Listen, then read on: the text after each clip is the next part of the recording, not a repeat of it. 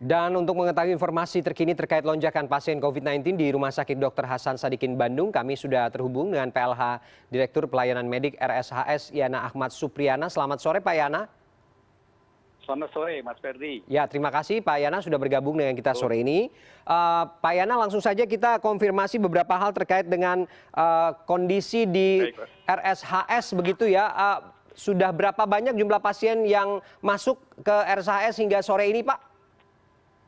Ya, per jam ini ya, Ya. karena jam itu selalu dinamis ya, karena ada pasien masuk, pasien pulang, pasien meninggal per harian itu.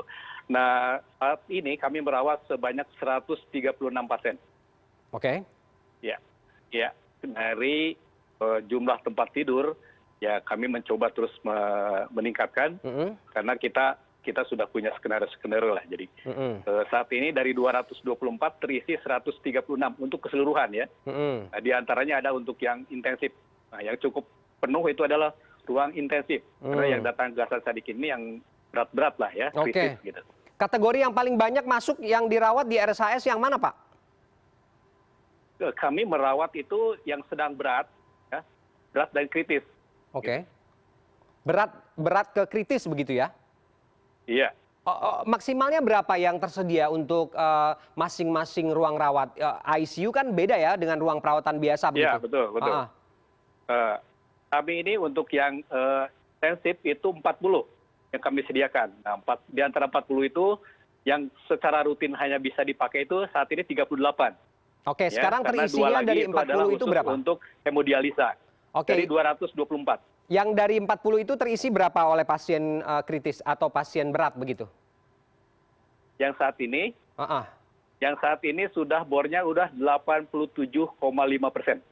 Oke. Ya, jadi masih menyisakan mungkin 2-3 pasien lah. 2-3 Ya, pasien, tapi kalau dilihat dari trennya setiap hari semakin meningkat, Pak, memungkinkan tidak dengan fasilitas yang ada atau memang sudah ada skenario tertentu yang akan diterapkan jika memang optimalisasi di tempat tidur yang ada sekarang ini sudah tidak bisa ditingkatkan lagi begitu? Ya, karena ini bukan sesuatu yang kami sudah memprediksi sesuai dengan arahan dari Kementerian Kesehatan bahwa rumah sakit ini harus selalu menyediakan 40% berdasarkan pengalaman-pengalaman tiap libur panjang. Ya. Nah, jadi kami pada saat itu libur panjang terutama yang Januari itu sudah menyiapkan 40% dari kapasitas yang biasa gitu. Nah, kemudian kan ada penurunan, maka kami gunakan untuk pelayanan yang lain. Nah, saat ini kita sedang berproses. Nah, kalau kami lihat posisi ini kita sudah akan memasuki ke skenario 2 ya, di mana jumlah pasien saat ini sudah meningkat ya di 20-50% dari kasus yang biasa. Gitu kan? Nah, gitu. Jadi artinya kita sudah mulai meningkatkan dari yang biasa. Nah, total kami yang bisa kami rawat total keseluruhan itu 234.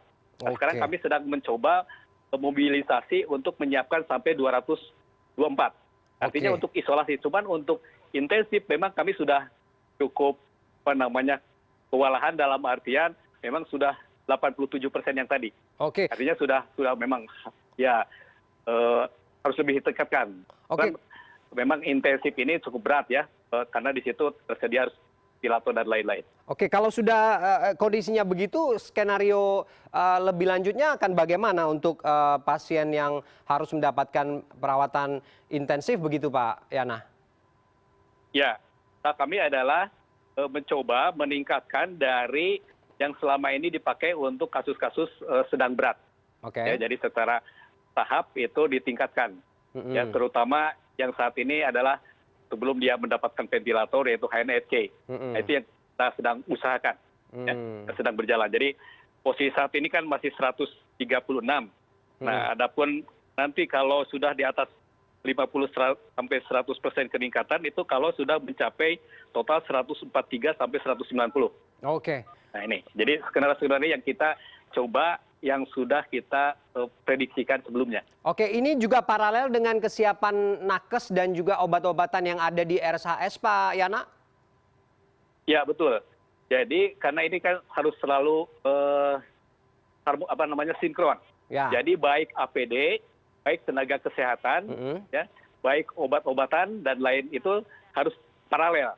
Jadi itu semua tentu harus kita siapkan. Nah, sampai saat ini keberadaan APD, ya apakah itu masker medis, apakah itu masker N95, KN95 maupun gaun maupun hazmat, nah kita itu sudah masih mencukupi saat ini. Ya.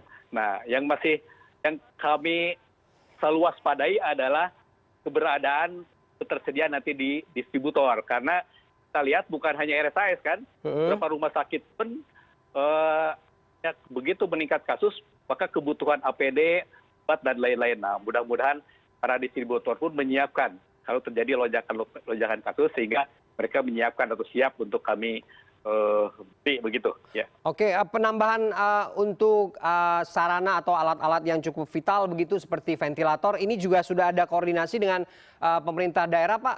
Arahan dari Pak Gubernur bagaimana, Pak? Atau dari Pak Wali Kota?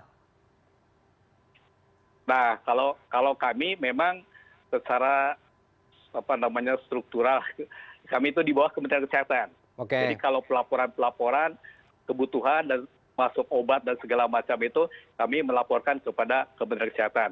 Tapi walaupun demikian, kami selalu ada koordinasi karena Pemda sendiri kemarin sempat bertemu dengan Pak Sekda untuk melihat bagaimana kebutuhan nakes, bagaimana kebutuhan dari peralatan yang dibutuhkan. Tapi sampai saat ini kami masih komunikasinya dengan Kementerian Kesehatan terkait apakah itu kebutuhan dari tenaga kesehatan maupun dari peralatan-peralatan. Komunikasi dan koordinasinya lancar, Pak?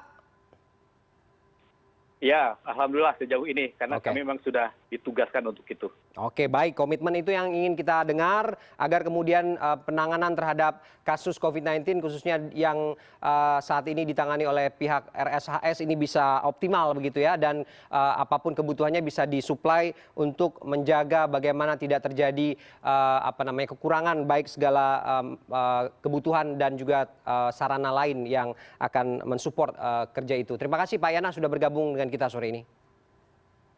Baik, terima kasih. Sama-sama, Mas Ferdi.